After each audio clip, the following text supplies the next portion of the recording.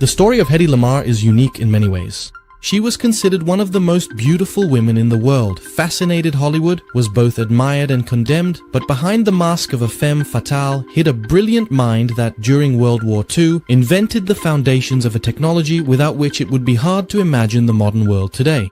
Her story is one of beauty, intelligence, and above all, of a woman who refused to be defined solely by her appearance.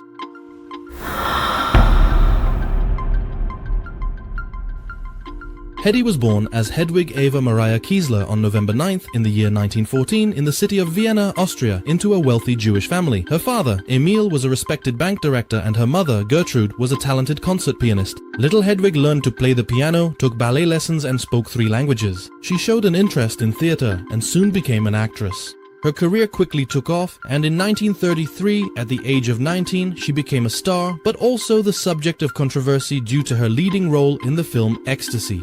Ecstasy is a groundbreaking and highly controversial Czechoslovak film directed by Gustav Makati.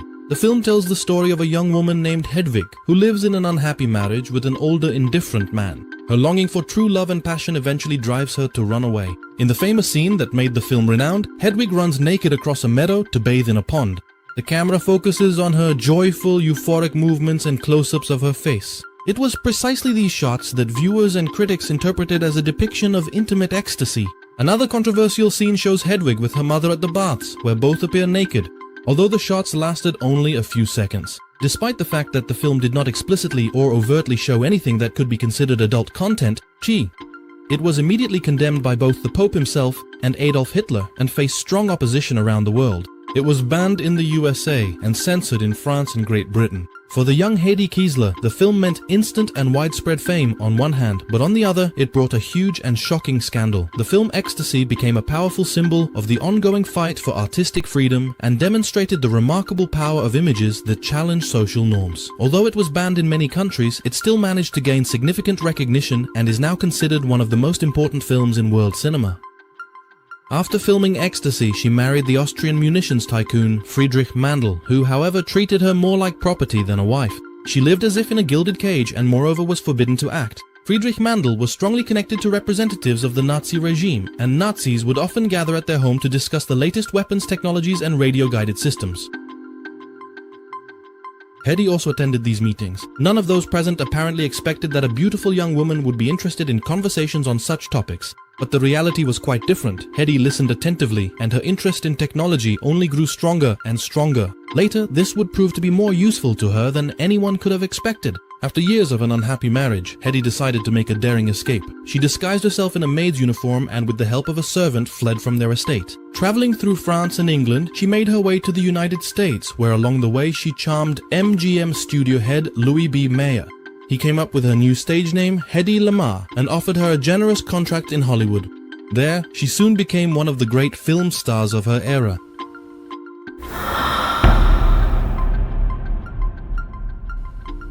Hedy Lamarr's Hollywood career was ultimately rather short, but all the more dazzling for it.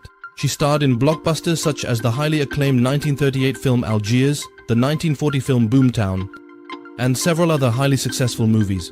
Her face inspired Disney animators when creating Snow White in the animated film Snow White and the Seven Dwarfs. But Hedy was not satisfied with being seen by those around her as just a beautiful woman. In her free time, she devoted herself to inventing and often spent hours between shoots in her trailer, where she even set up a small workshop. She was obsessed with ideas, ranging from improving airplane wings for her friend Howard Hughes to creating dissolvable Coca-Cola tablets. Водка дошла. Вот у Италии водка таблетная. Jednu tabletu schodите до 2 деци чистой воды, а мати похарч 30% водки. When World War II began, Hedy wanted to get involved in the fight against the Nazis. As an actress, she did indeed help to sell war bonds during the war, but she always felt that she could do even more to contribute. She recalled the dinner conversations at her first husband's house, which revolved around radio-guided torpedoes. These torpedoes were easily jammed, and so they often missed their target. Together with her friend, avant-garde composer George Antheil, who experimented with automatically playing notes on several pianos at once, they came up with a brilliant solution. They developed a technique called FHSS. Their idea was that the transmitter and receiver would synchronously change radio frequencies according to a carefully coordinated and prearranged sequence, making it virtually impossible for the enemy to jam the signal. In 1942, Hedy Lamarr and George Antheil patented their remarkable invention and handed it over to the US Navy. Their idea was that it would be used to guide steerable torpedoes, and these torpedoes would be resistant to external jamming. This brings us back to those discussions about radio guidance systems that her first husband had with the Nazis before the war. There is one important lesson to be learned from this. Never underestimate the intelligence of beautiful women. One day, it might just come back to bite you. However, the US Navy ultimately did not use this invention as it was considered too complex to manufacture at the time. Its moment would eventually come. But we'll get to that a little later.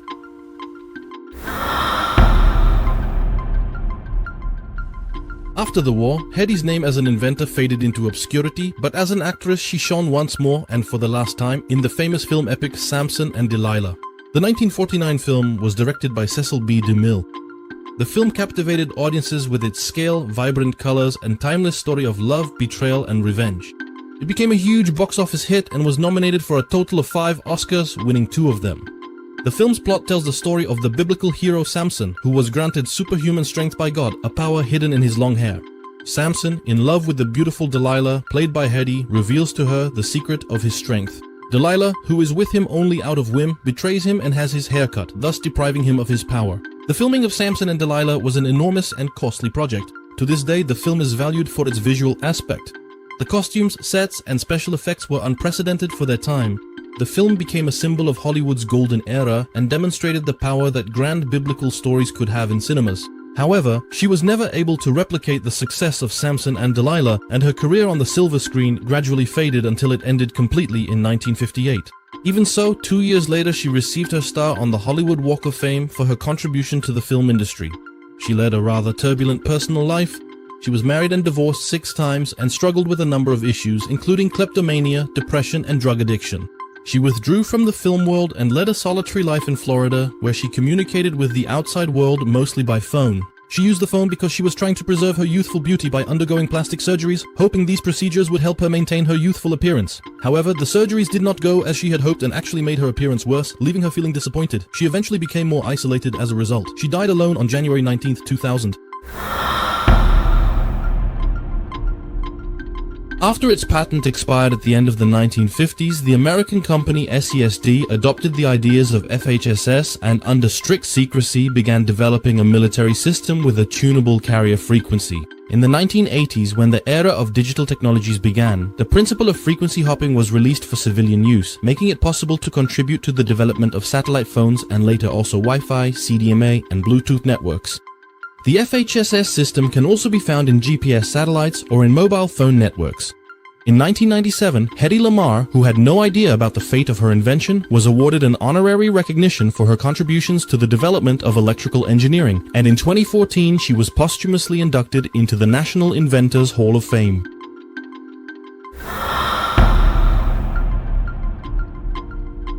Today we take wireless communication completely for granted.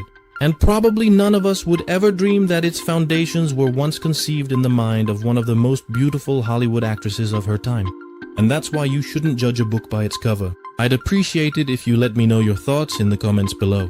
If you enjoyed the video, please share, like, subscribe, and hit the bell. You know how it goes. See you next time in another video. And don't forget, everything is completely different than it seems.